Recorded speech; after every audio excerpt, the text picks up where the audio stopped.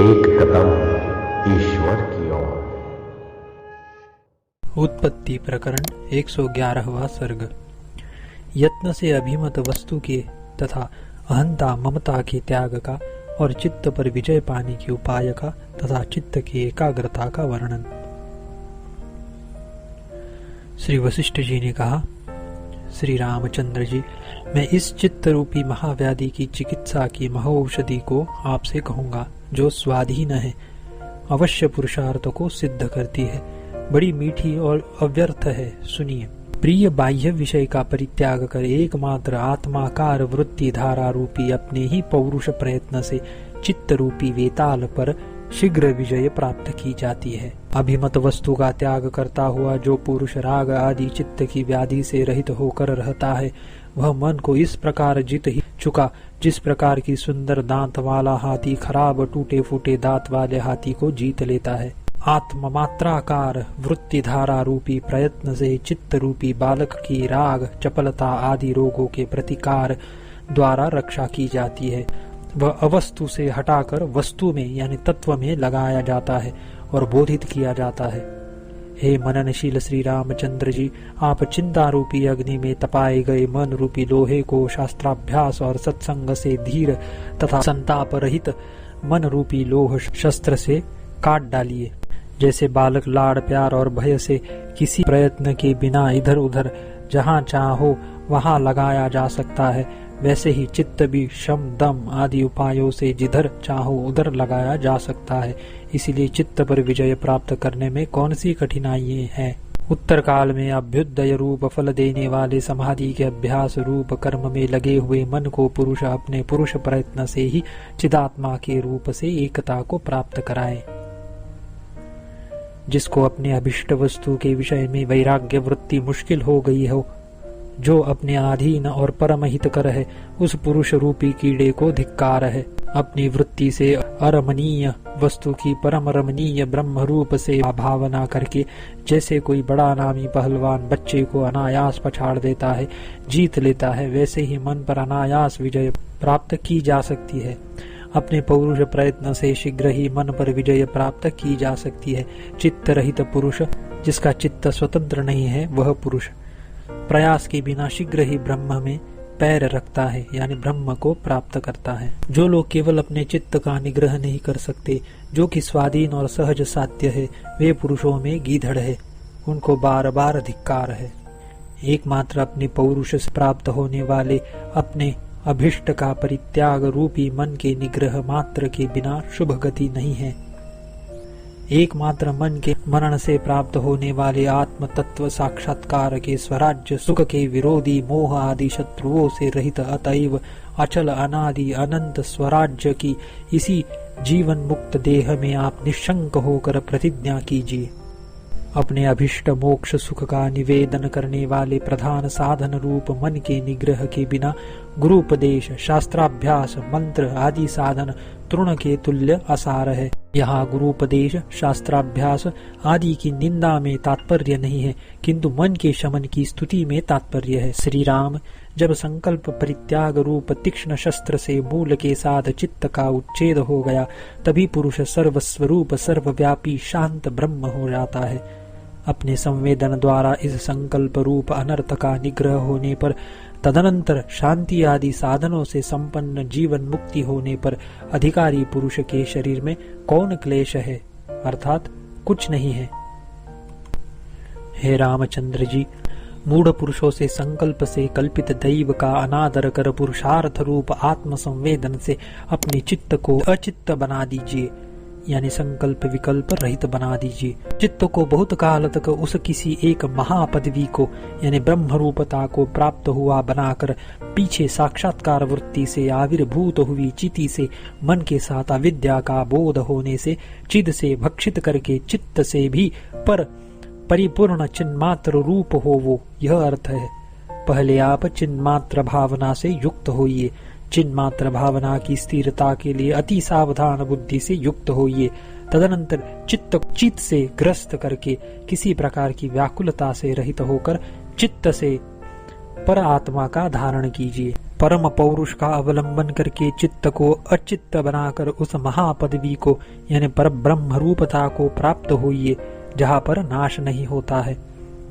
हे श्री रामचंद्र जी, जैसे दिग्भ्रम होने पर पश्चिम दिशा में यह पूर्व दिशा है, यह संवेदन विपर्यास रूपी बुद्धि जो उस समय बिल्कुल स्थिर रहती है, विवेक स्थिरता रूपी पुरुष प्रयत्न से जीती जा सकती है, वैसे ही मन भी पुरुष प्रयत्न से ही शीघ्र जीता जा सकता है।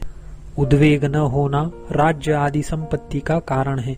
अनुद्वेग से जीव के मनोजय की सिद्धि होती है, और जिस मनोजय से तीनों लोगों का विजय भी तृण के सदृश सहज हो जाता है, जिसमें शस्त्रास्त्र से अंग छेदन, ऊर्ध्वगमन, अधपतन आदि कुछ भी नहीं होते, उस स्वभाव मात्र की व्यावृत्ति में कौन सा क्लेश है।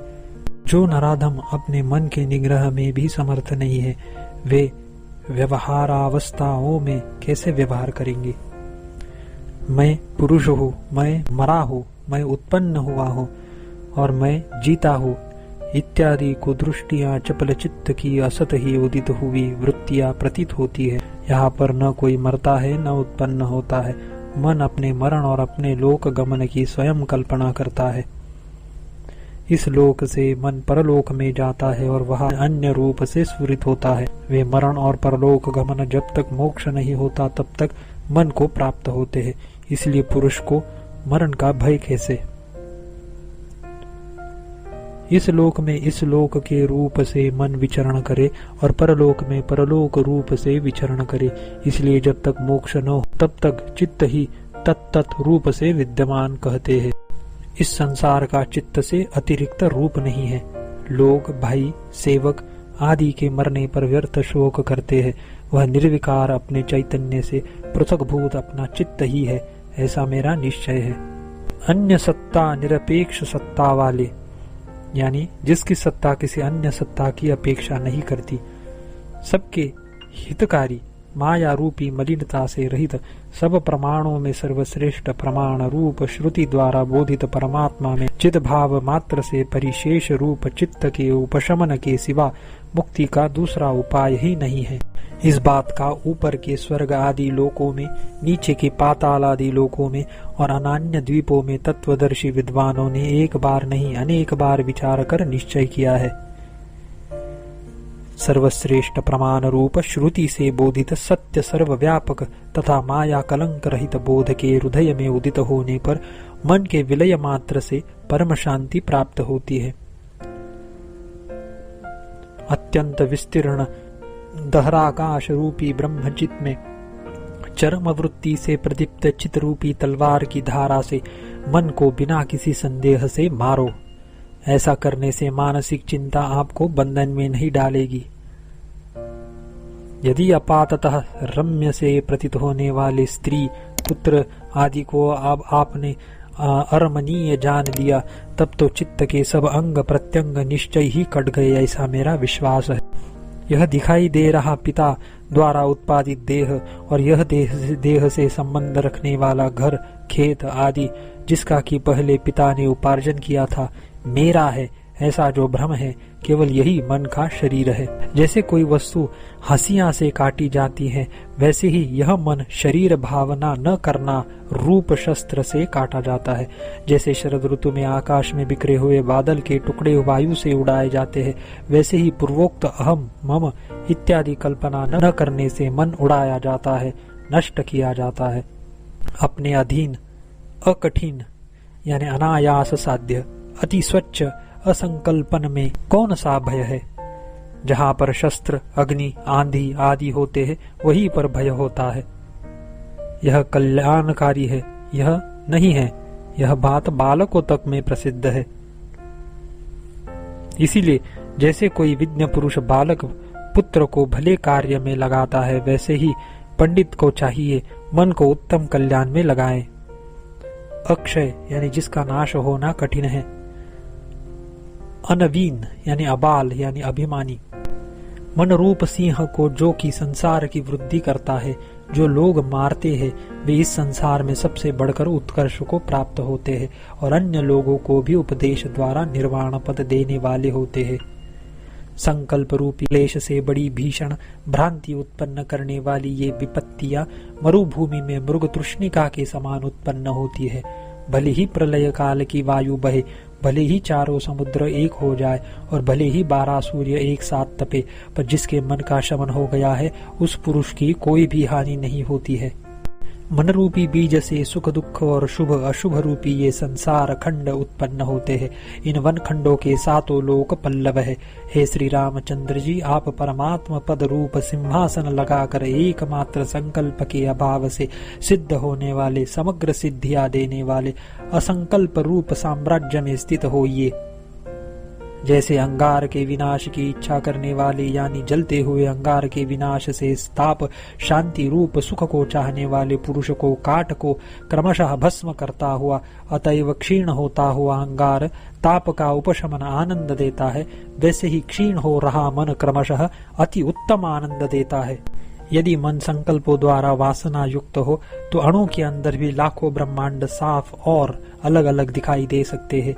हे श्री रामचंद्र जी, आप एकमात्र संकल्प रूप अपने वैभव से, जिसने ब्रह्मांड आदि करोड़ों पदार्थों की भली भांति रचना की है, अतएव एकमात्र संकल्प से ही जन्म मरण आदि अत्यंत अनर्थों का जिसने निर्माण किया है, ऐसे मन को निरंतर भावित संकल्प रहित एकमात्र संतोष रूप वैभव से जीतकर विजय को प्राप्त होइए। आत्मज्ञानियों की भी अभिमत परम पवित्र वैषम्य वृत्ति रहित विमनस्तता से और शांत की गई बहुत विपुल अहंता से अंदर में जो जन्म आदि विकारों के रहित यह तत्व अवशिष्ट है, वही आपको प्राप्य हो। 111वां सर्ग समाप्त।